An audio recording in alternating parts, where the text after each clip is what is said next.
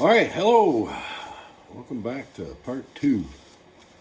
And like I said earlier, we're going to discuss back tension and the push pull.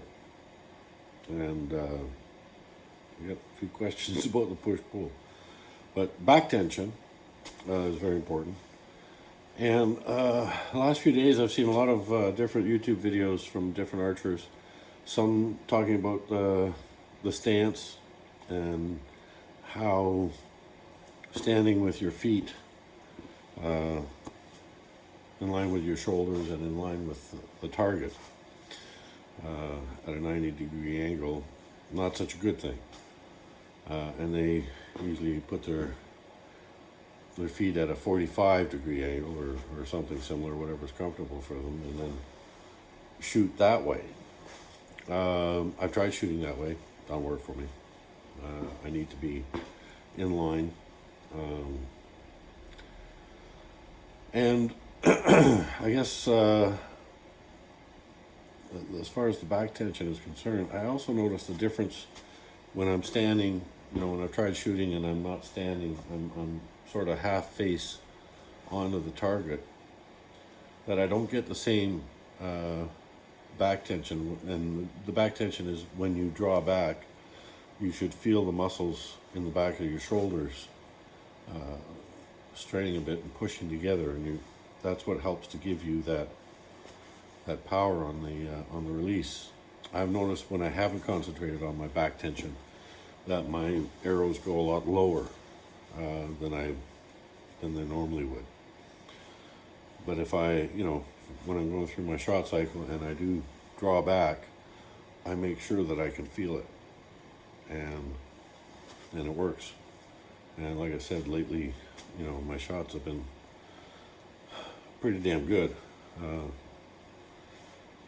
So that's the thing about back tension is you need it. And most archers will discuss the fact that, you need, you need the back tension. And, wow.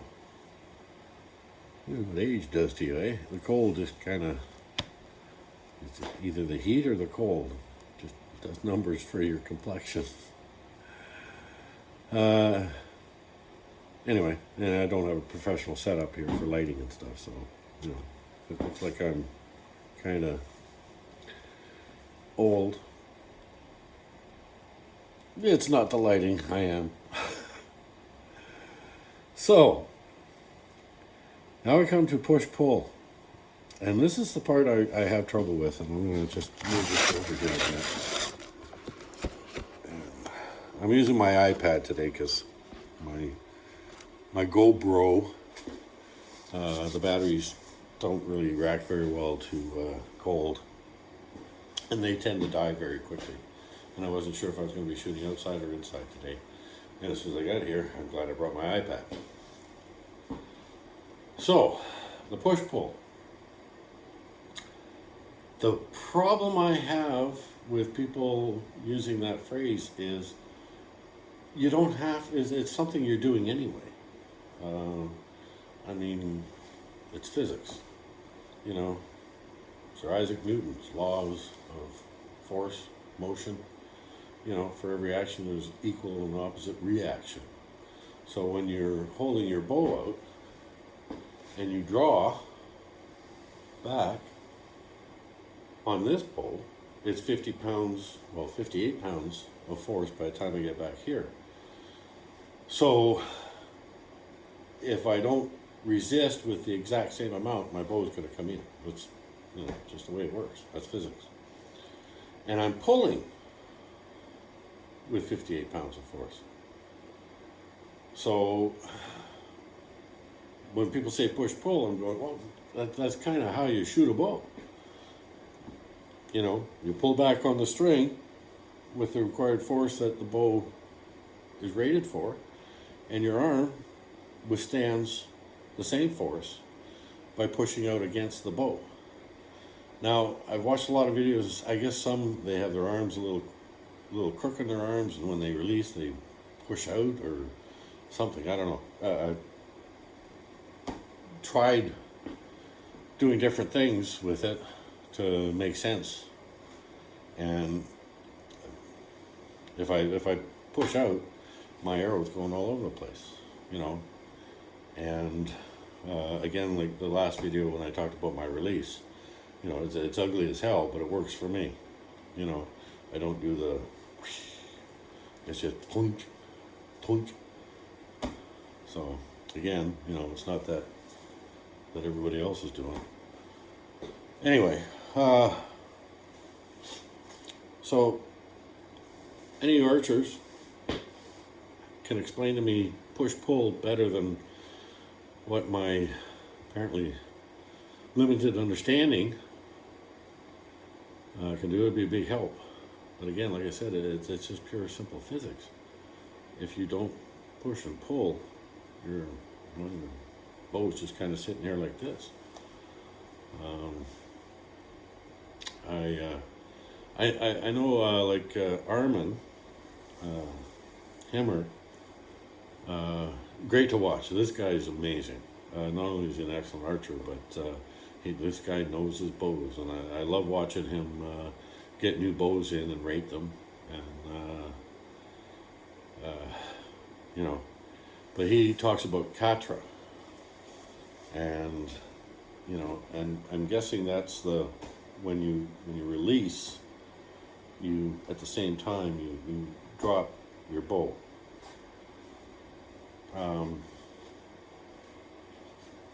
I did that and ended up putting a few arrows in some tree stumps that I wasn't aiming at. And again, I guess it's something you practice. But I think at one of my earlier videos, I talk about the fact that it's great to take all this information in and try it, but it's what works for you and what feels more natural for you, and what you shoot best with, you know. Not everybody's shot cycle is going to be the same. I don't cant my bow. I can't. I've tried. Again, my arrows just don't go where they're supposed to. My aiming method is a cross between instinctive and gap, and it just works for me. I can't string walk. Those are things that I've tried, and they just don't fit naturally into my shot cycle, my way of shooting a bow. So, but as far as the push-pull is concerned, like I said, you know, the physics of it is there. Everybody does it, whether they realize it or not, but I don't know if there's something added to it.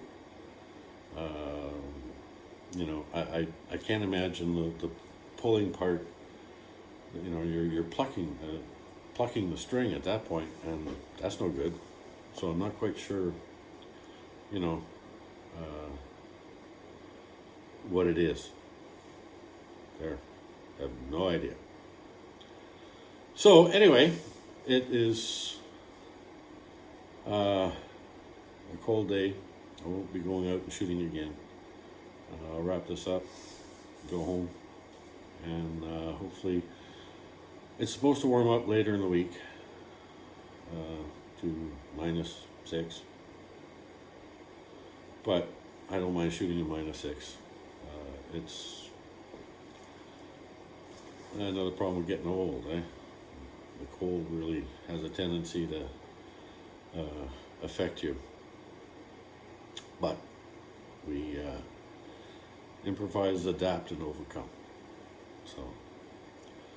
So until the next video, good shooting, stay safe, stay healthy, and we'll see you again. Bye.